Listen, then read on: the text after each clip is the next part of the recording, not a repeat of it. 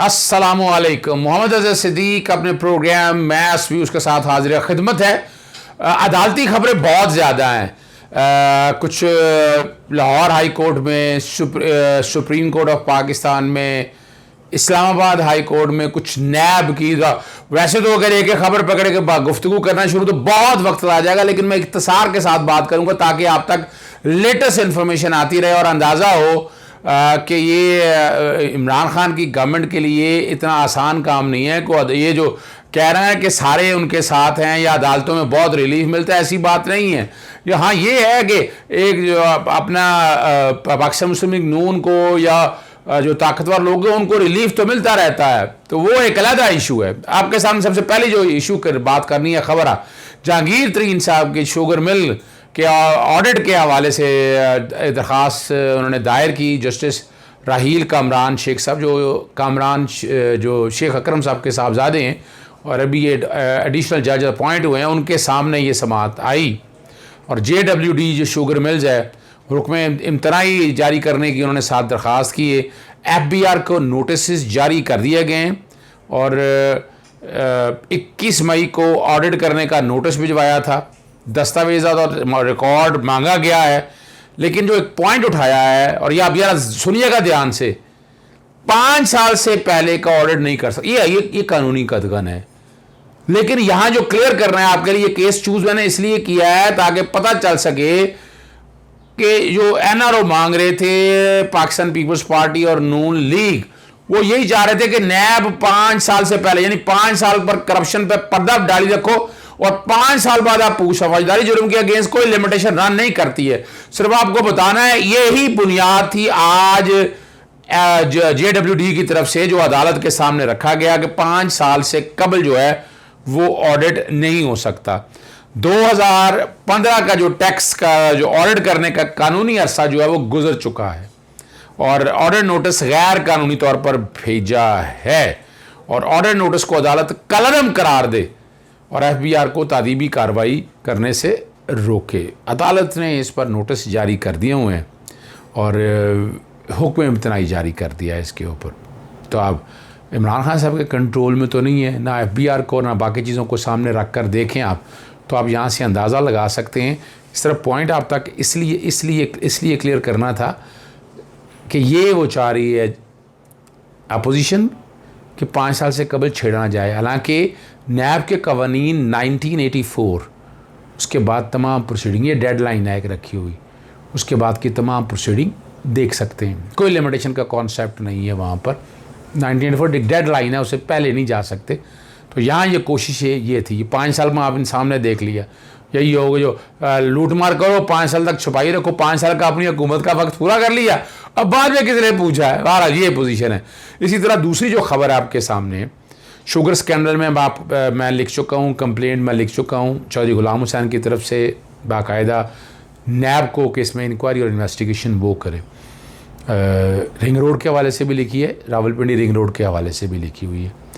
और वफाकी हुकूमत का FBR की जो तफ्तीश है ना जी, इन्वेस्टिगेशन, अदम एतमाद का ज़रा, और ये कहा यह जा रहा है जहांगीर तरीन नहीं है, तमाम शुगर माफिया के ख़िलाफ़ ये मामले नैब को भिजवाने कर और बजट की मंजूरी के बाद इस बारे में फ़ैसला किया जाएगा। और नैब ऑर्डिनेंस के तहत किसी भी इदारे से केस खुद तहकीकात के लिए ले सकता है। सेक्शन 18 याद करें, मेरे प्रोग्राम मैं आपको पहले बता चुका हूँ और ये मैं पहले खबर दे बैठा हूँ आपको कि FI में कैपेसिटी नहीं है और नैब को करनी चाहिए इसकी इंक्वायरी और इन्वेस्टिगेशन। और शहजाद अकबर भी FI की अब तक की इन्वेस्टिगेशन से मुतमिन नहीं है। FI लाहौर ऑफिस के दौरा में शहजाद अकबर को तरीन के ख़िलाफ़ केस पर तफसीली रिपोर्ट दी गई थी और अभी तक FI अदालत में चालान भी पेश नहीं कर सका। अली जफ़र की इब्तदाई रिपोर्ट में भी FI की तफ्तीश में जहांगीर तरीन के ख़िलाफ़ ठोस शवाहिद ना होने की बात की गई है। अब यहीं से आप अंदाज़ा लगा सकते हैं। अब आपके सामने पोजीशन सारी क्लियर कर दी है यहाँ पर। अब आती हैं ज़रा एहतसाब अदालत लाहौर में और फिर और भी बातें करते हैं। प्लॉट अलॉटमेंट रेफरेंस जो है वज़ीर-ए-आज़म नवाज़ शरीफ के असासे मुंजमद करने के ख़िलाफ़ दायर एतराज़ात पर समाअत। अदालत ने दरख्वास्त गुजार के वकील को 22 जून को बहस के लिए इन्वेस्टिगेशन की तलब। जज असद अली हैं जो प्लॉट अलॉटमेंट रेफरेंस सुन रहे हैं। यूसुफ अब्बास समेत 7 अफराज ने एहतसाब अदालत में एतराज़ात दायर किए। नैब ने इन जायदाद को मुंजमद किए हैं जो हमारे पास हैं। फैमिली वरासत में जायदादों की तकसीम भी हो चुकी है। अदालत, आपको पता है, नवाज शरीफ को इश्तिहारी करार दे चुकी है और अदालत ने नवाज शरीफ की जायदाद मुंजमद कर दी हुई। सेक्शन 12 और सेक्शन 23 है नैब ऑर्डीनेंस के हवाले से। इसी तरह नैब कराची की खबर की भी जिक्र कर लेते हैं आपको। एहतसाब अदालत का वज़ीर आला मुराद अली शाह पर फ़र्द जुर्म आयद करने का फैसला। आपको याद है, मैं जब सिंध में मौजूद था तो शाहिद हुसैन के साथ प्रोग्राम किया था, आपके सामने रखा था, और नूरियाबाद प्लाट रेफरेंस में आपके सामने रखा था कि अभी तक इसको गिरफ़्तार भी नहीं किया मुराद अली शाह को, और याशी करते फिर रहे हैं। और क्या मैं कहूँगा, 30 जून की तारीख मुकर्रर कर दी है। आज वो अदालत में पेश नहीं हुए और एक रोज़ा अदालती हाज़िरी की माफ़ी इस्तिस्ना की अदालत ने दरख्वास्त मंजूर कर ली है।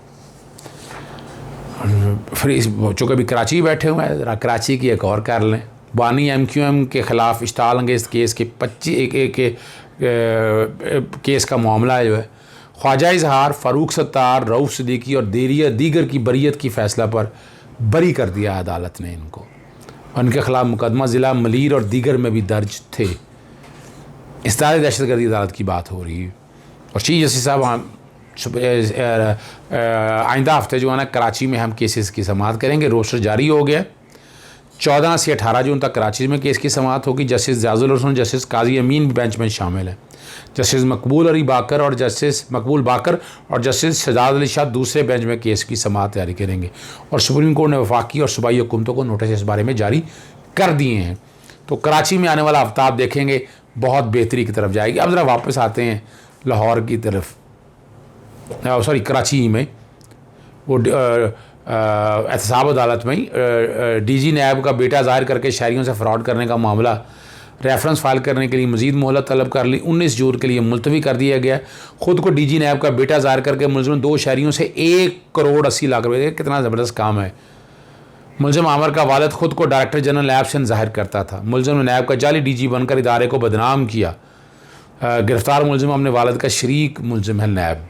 यहीं से आप अंदाज़ा लगा लें कि नैब के कॉन्टैक्ट्स में क्या हालात चल रहे हैं। अब वापस आते हैं इस्लामाबाद की तरफ। फ़रियाल तारपुर की इलेक्शन कमीशन में नाहली केस बहाली के ख़िलाफ़ दरख्वास्त पर फ़ैसला महफूज कर लिया अदालत। और चीफ जस्टिस आतर मिल्ला ने फ़रीक़ैन के दलाइल सुने और फ़रीक़ैन फ़रियाल तारपुर को नोटिस किए जो उनको मिले, लेकिन इलेक्शन कमीशन ने केस बहाल किया। ये वकील इलेक्शन कमीशन ने मौक़िफ़ इख्तियार किया है। फ़रियाल तारपुर ने नज़रसानी दायर की और उनको भी पूरा वक्त दिया गया। उनकी नज़रसानी की दरख्वास्त कमीशन के सामने खारिज हुई।